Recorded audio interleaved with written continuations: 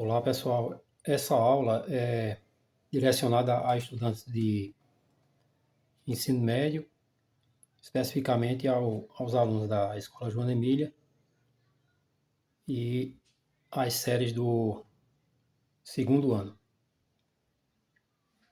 Essa aula ela está dando continuidade à anterior, que é relativo à calorimetria, onde a gente já considerou os conceitos de calor e temperatura. Nós aprendemos a diferença entre calor e temperatura, aí vou me referir aqui novamente a essas grandezas que a gente está estudando e vamos nos ater a essa região aqui, onde essa figura aqui, inicialmente, ela vai representar duas quantidades de materiais, não necessariamente materiais iguais, e nem também com a mesma quantidade de energia interna, né? Ou a gente vai fazer referência aí, inicialmente, à temperatura, que eles estão a temperaturas diferentes. Então, considerando que a temperatura do material que está aqui acima, o T1, ele esteja a uma temperatura maior que o material que está a temperatura T2, e aqui eu estou fazendo referência à temperatura com o símbolo T, mas aí a gente pode encontrar também com esse símbolo aqui, θ. Mas para evitar confusão de tempo com temperatura, que a gente vai estudar agora a questão da variação de temperatura em função do tempo e do calor. Então vamos nos referir à temperatura apenas como o símbolo θ. Então θ1 associa a temperatura T1 e θ2 associa a temperatura T2. Então, considerando que T1, a temperatura do 1, né? Então, o θ1 aqui vai ser a temperatura do corpo 1. Seja maior que a temperatura θ2, ou a temperatura do corpo 2, ou do material 2, aí agora a gente pode introduzir o conceito de calor, né? Porque o calor ele é a energia térmica em trânsito que vai do corpo de temperatura mais alta para o de temperatura mais baixa. Então esse seria o sentido do deslocamento da energia térmica, né? Ou do calor. Seria da região de cima para a região de baixo, né? Por quê? Existe uma diferença de temperatura entre eles e a gente considerou que esse aqui ele está com uma temperatura θ1 maior do que a temperatura do corpo que está embaixo. Portanto, o calor ele vai evoluir nesse sentido, de cima para o baixo. Se fosse ao contrário, então, logicamente, o aquecimento do corpo de cima seria pelo de baixo, né? Ou o calor se propagaria desse corpo de baixo para o de cima. Como, por exemplo, uma panela que a gente estiver aquecendo água. Então, qual é o sentido do deslocamento do calor? Ele é de baixo para cima, caso a gente coloque o fogo aqui abaixo, né? Então, o sentido do deslocamento do calor seria esse aí. Então, hoje a gente vai considerar três modos ou três processos descrevendo como é que o calor ele passa de uma região ou de um corpo para outro. Então, existem três modos. São esses três. Condução. Então, existem umas características que identifica que a forma como o calor ele está passando, ele está se deslocando ali em um determinado meio. A gente pode identificá-lo como processo de transmissão de calor por condução, o processo chamado de convecção e o terceiro processo chamado de radiação ou de radiação. Então, existem algumas particularidades que identificam aquele tipo de processo que a gente vai dar um determinado nome. Ou seja, ou o calor vai estar se propagando por condução ou por convecção e por radiação. Então, qual é a diferença de cada um deles? Então, vamos ao primeiro. A gente chama processo de transmissão de calor, considerado como condução, quando o calor ele estiver se propagando em um meio sólido, tipo os metais, concreto, madeira e outros objetos que a gente pode considerar como sendo matéria sólida. Então, a particularidade da condução é propagação de calor em meios sólidos, onde ocorre apenas a transmissão da energia térmica ou a transmissão de energia. Então, por exemplo, aqui, vamos supor que eu tenha... Vou apagar essa região aqui. Vamos supor que eu tenha aqui uma barra de metal e nessa extremidade aqui eu coloque uma fonte de calor, uma vela, por exemplo. Então, o que é que ocorre? As partículas que constituem esse metal, elas vão propagar a energia absorvida aqui nessa primeira região. Então, essa partícula aqui vai transmitir o calor para a partícula vizinha e assim por diante. Então, nesse caso aqui, ocorre a propagação do calor nesse sentido. Então, aqui vale lembrar do que a gente definiu a respeito do calor, né? Que a transferência de energia de uma região mais quente para uma mais fria. Então, logicamente que a parte aqui da barra metálica que está mais próxima da vela, ela vai estar mais quente. Então, aqui a gente teria uma temperatura θ1 e aqui teríamos uma temperatura θ2, de forma que essa temperatura θ1 ela é maior que a θ2.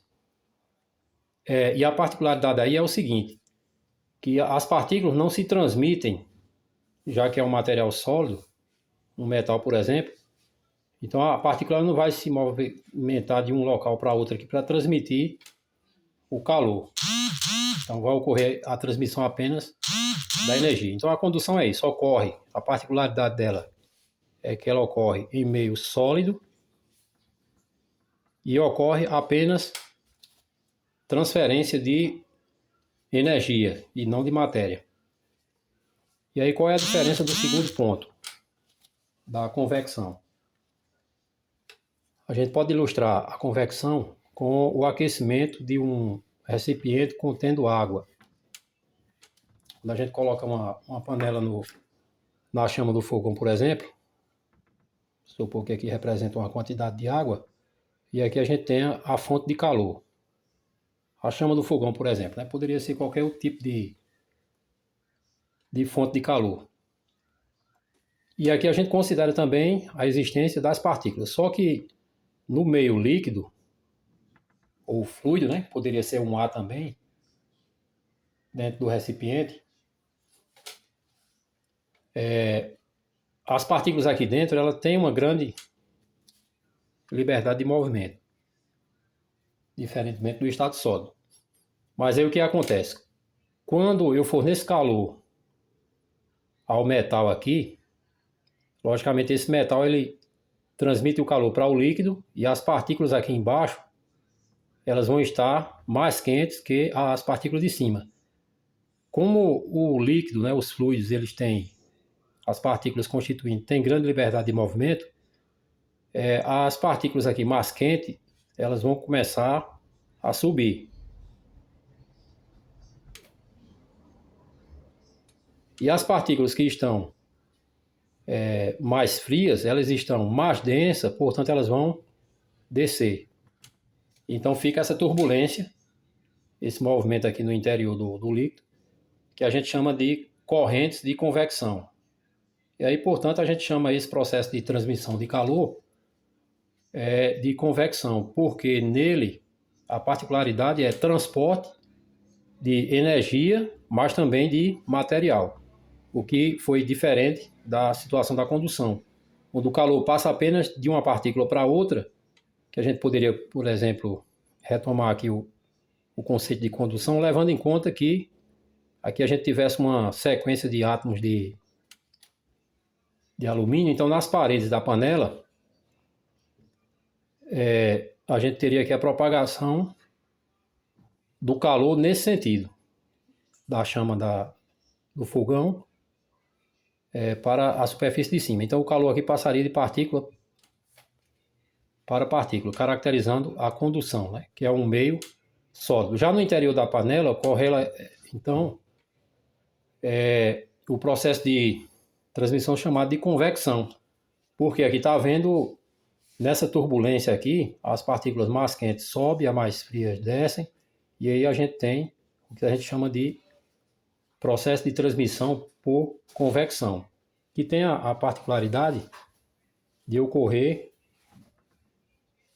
em fluidos, né? Fluidos são líquidos ou gases. Então, condução, ela ocorre no meio sólido. Convecção ocorre nos fluidos, né? Ou seja, os líquidos e os gases. No sólido, ocorre apenas transmissão de calor. As partículas vão transmitir calor em um sentido, de uma para a sua vizinha e assim por diante. Então, temos uma região mais quente aqui na parte de baixo, e aqui a parte de cima estaria com a temperatura mais baixa. E na convecção, ocorre transporte de partículas e de energia. Aqui ocorre apenas transmissão de energia, no caso na condução. Agora vamos ao tópico 3, radiação. O que identifica o processo de transmissão chamado de radiação? No caso, a radiação, ela ocorre no vácuo. Ocorre através a energia transmitida no vácuo, ela se dá através de que a gente chama de ondas eletromagnéticas. Por exemplo, o Sol emite ondas eletromagnéticas de diversas frequências, né, visíveis e invisíveis. Há aquelas que chegam até a Terra, né, e a gente consegue, através do sentido da visão, né, identificar cores. Então essa radiação ela vem do espaço através do vácuo.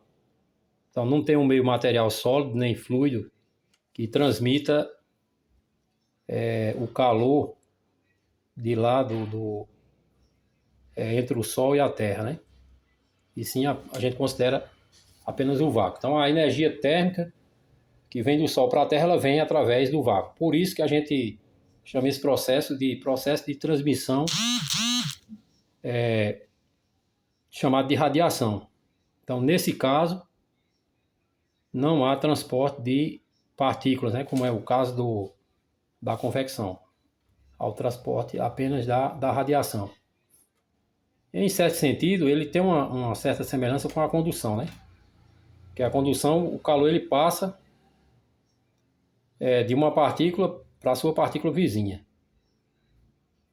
Logicamente que aqui a gente tem um meio material para isso se propagar.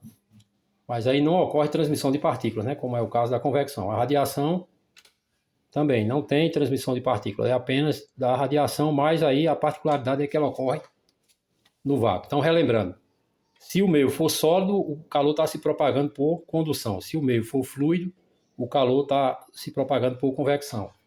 E se o meio for o vácuo, né, não praticamente existe nenhum tipo de matéria, a gente chama o processo de transmissão de radiação. Em relação ao processo de transmissão por condução, a gente vai estudar aqui uma situação em que um determinado material aí, normalmente são sólidos, né? Já que a gente está tratando do processo de transmissão por condução, vamos considerar aqui uma superfície retangular. Posso considerar aqui com uma dimensão de comprimento x, né, por altura y. E aí, se eu quisesse calcular essa área, eu acho que vocês conhecem lá já da matemática. Se eu quiser calcular essa área aqui, basta eu multiplicar o comprimento x aqui pelo comprimento y. Então eu teria a área dessa superfície. Vamos supor aí que seja um material desenhado aí em 3 dimensões e que ele tem aqui uma largura E ou uma espessura. Assim como esse quadro aqui, ele tem uma dimensão aqui que a gente chama de espessura. Então, o que seria a espessura? Seria a distância entre as duas faces, né? Por exemplo, esse apagador aqui seria a espessura. Então, essa dimensão que a gente está representando ali pela letra E. E a superfície de frente aqui, a gente teria exatamente a área, né? Se eu quiser calcular a área dessa superfície aqui do apagador, desse lado, eu multiplicaria essa dimensão por essa dimensão aqui, a altura. E aí eu teria o valor da área. Pronto, e aí vamos considerar que de um lado desse material, ele tem uma temperatura T1 ou θ1, e na outra face ele tem a temperatura θ2. Então, mais uma vez aqui, remetendo ao apagador. Vamos supor que esse lado de cá, aqui estivesse uma temperatura de 10 graus, por exemplo. E do outro lado, tivesse uma temperatura de 30 graus. Então a gente já viu que o calor ele se propaga da região mais quente, ou de temperatura mais alta, né, para outra temperatura mais baixa. Então qual seria o sentido do fluxo do calor? Seria desse lado aqui, que estaria a temperatura de 30 ou 40 graus, por exemplo, e aqui se eu tivesse uma temperatura mais baixa, de tipo 10 graus, né, ou 20 graus, então o sentido do fluxo de calor seria nesse sentido aqui, da parte de trás aqui para a parte de frente. Se eu apenas considerar aqui, ó, que o θ2 fosse maior que o θ1, supondo que essa região aqui tivesse a temperatura θ2 e fosse uma temperatura maior que a temperatura da outra face, então o sentido de propagação do calor seria nesse sentido, dessa face para outra face. E aí se define uma grandeza física chamada de fluxo de calor, que ela depende de uma constante, esse K depende do material de que for feito esse objeto, né? Essa placa, chapa e assim por diante. Se for concreto, então esse K tem um valor. Se for ferro, esse K tem um valor. Se for isopor, se for alumínio e assim por diante. Então esse K é chamado de coeficiente de condutibilidade térmica ou condutividade térmica. Então, por exemplo, quem é que conduz mais calor? É uma determinada chapa de isopor ou uma chapa de metal da mesma área e da mesma espessura? Quem é que conduz mais calor? Seria a superfície metálica ou a superfície de isopor. Então é importante a gente saber isso para explicar, por exemplo, por que a gente tenta conservar bebida fria, né, ou gelada dentro de uma caixa de isopor e não uma caixa de ferro, né? Porque essa constante do ferro, ela é diferente da constante do isopor. É uma constante tal que conduz os materiais metálicos com bons condutores de calor. Então, se eu colocar algo gelado dentro de um recipiente metálico, então esse recipiente ele vai conduzir calor do meio exterior para o interior. Então o material ali dentro vai derreter, né? Se a gente quiser manter ele congelado. Já se for isopor, esse calor ele não vai conseguir ultrapassar com facilidade a superfície de isopor para atingir ali o gelo ou sorvete, alguma coisa que a gente coloca dentro daquela caixa. E aquele material ele não vai derreter porque ele não vai estar recebendo ali o calor do meio ambiente. Então esse K é relativo a de que é feito o material. O A é a área, a gente já definiu aqui, seria a superfície que vai estar em contato com o calor. E delta θ é a diferença de temperatura. Seria a temperatura 2 menos a temperatura 1, ou a temperatura 1 menos a temperatura 2, e assim por diante. E E seria a espessura, no caso, se a gente considerasse uma placa de isopor, né? A gente pode ter o isopor com diversas espessuras, né? De meio centímetro, 1 centímetro, 2 centímetros e assim por diante. Então a espessura diz respeito à distância entre as duas faces, né? Por exemplo, nesse apagador aqui eu tenho essa face, mas aí tenho essa também. Então a distância entre essas duas faces, né? Essa distância dessa parte de baixo para a parte de cima seria a espessura. Então como é que é definido o fluxo de calor? Ele é definido como sendo diretamente proporcional à área e à diferença de temperatura e inversamente proporcional à espessura. O que significa diretamente proporcional e inversamente proporcional? Diretamente proporcional pode ser para que algo aumente ou diminua, né? Por exemplo, proporcional, quanto mais você trabalha, então mais você vai ganhar, né? E quanto menos você trabalhar, menos você vai ganhar. Então, aí seriam grandezas diretamente proporcionais. Quer algo aumente ou quer algo diminui. Mas se aumenta algo, esse outro fator que depende desse algo, ele vai aumentar. E se for menos, o consequente resultado vai ser menos também. Isso é o que a gente chama de diretamente proporcional. E inversamente proporcional, o que significa?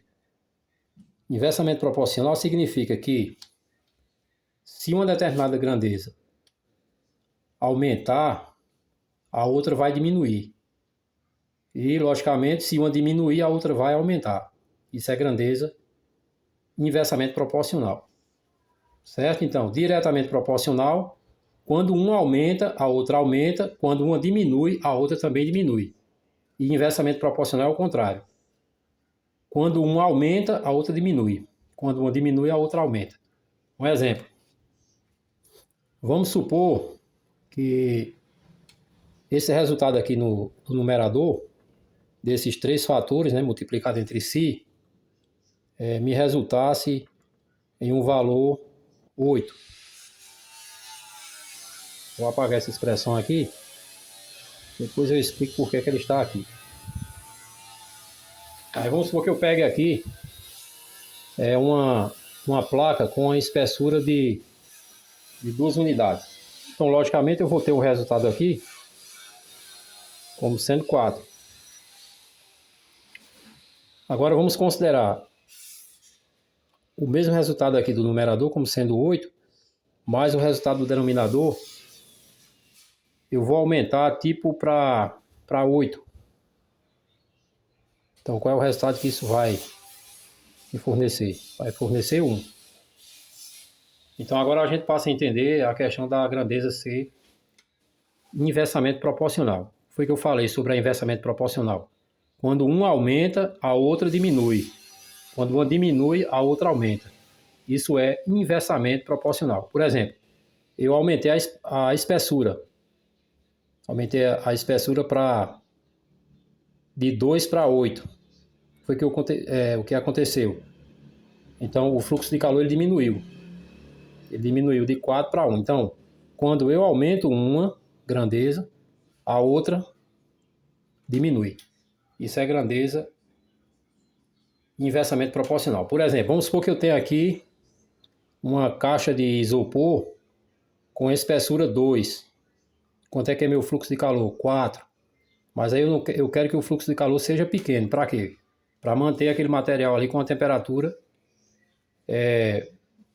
baixa, né? Conservar aquela temperatura ali, ou se o material eu quero, ou água, por exemplo, for gelo, né? E eu quiser manter aquilo ali sólido por mais tempo, aí eu vou fazer o seguinte, eu vou aumentar a espessura. Aumentei 4 vezes aqui, né? Tem aqui uma caixa com espessura 2 e aqui eu tenho uma caixa com espessura 8. Então aumentei a espessura, que foi que ocorreu com o fluxo de calor, 1. Qual é o significado de o fluxo de calor ficar pequeno? Significa que eu vou estar impedindo que o calor ele seja transmitido para o interior da caixa. O fluxo de calor para o interior vai ser bem menor, certo? Então o que é que ocorre com isso? Para que o fluxo de calor seja pequeno, eu tenho que aumentar a espessura. Isso serve também para a seguinte situação. Quando é no tempo de inverno, inverno rigoroso, né? Temperatura bastante baixa. Quando a gente vai utilizar roupas, o que é aconselhável fazer? Utilizar roupas com espessura maior. Para quê? Para que o fluxo de calor seja pequeno. Para a gente não ter perdas de calor, para a gente não sentir frio.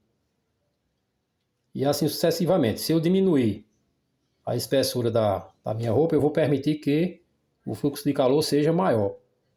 Então, quem é que vai estar mais agasalhado? Então, uma pessoa que tiver com um fluxo de calor reduzido porque ele aumentou a espessura da roupa. Se colocar uma roupa, por assim dizer, fina, né, que a gente chama, uma malha fina de espessura menor, aí o fluxo de calor, tá vendo que é maior. Então, isso é o que significa grandeza inversamente proporcional. A diretamente proporcional é mais tranquilo de a gente entender, porque no momento que uma aumenta, a outra aumenta também. E no momento que uma diminui, a outra também diminui. Na inversamente proporcional é isso que eu falei para vocês agora aqui. Quando uma aumenta, a outra diminui. Mas aí vamos para a situação em que eu não tenha essas variáveis. Eu não conheça a área da superfície, não conheço a diferença de temperatura entre as faces, não conheço que tipo de material aquela roupa ou aquela placa seja feita e a espessura dessa placa, e eu queira calcular o fluxo de calor. Como é que eu calculo esse fluxo de calor? Eu calculo dividindo a quantidade de calor que atravessa a superfície, que eu nem conheço a área, nem conheço a espessura, nem conheço o material, pelo intervalo de tempo ou pela duração, quanto tempo passou para que o calor, uma determinada quantidade de calor, levasse para percorrer essa distância aqui, ó. A espessura que também eu não conheço. Mas aí se eu descobrir quanto tempo gasta, né, para que uma determinada quantidade de calor atravesse um determinado comprimento, no caso uma determinada espessura, eu também posso calcular esse fluxo de calor. E o fluxo de calor, a gente pode, nesse instante, definir qual é a unidade dele. A gente já conhece que a quantidade de calor, ela é expressa em calorias. E o tempo depende. Se eu medir, por exemplo, quantidade de tempo em segundos, então eu vou ter aí o fluxo de calor expresso em calorias por segundo. Se eu medir a quantidade de calor em joules por segundo, ou joules por minuto, eu também vou estar definindo o fluxo de calor como sendo essa quantidade aí de energia, né, ou caloria por segundo, ou joules por minuto, ou calorias por minuto, e assim por diante. Eu posso ter também o fluxo de calor definido como joules por segundo, que também pode ser igual a uma grandeza chamada potência, né, cuja unidade é o watts ou watts, que a gente representa pela letra W. Então, o watts ele vai ser igual a joules por segundo. Então, por exemplo, se eu expresso aqui o aquecimento de um determinado material com um fluxo de calor de 100 watts, né, ou 100 watts, eu estou me referindo a uma quantidade de energia de 100 joules atravessando lá o material, gastando 1 segundo para atravessar esse material. Então essas aqui são as unidades de fluxo de calor. Então, algumas delas, né? Depende de como a gente expressar a energia e o tempo. Se eu colocar aqui horas também, então seria joules por hora. E assim por diante.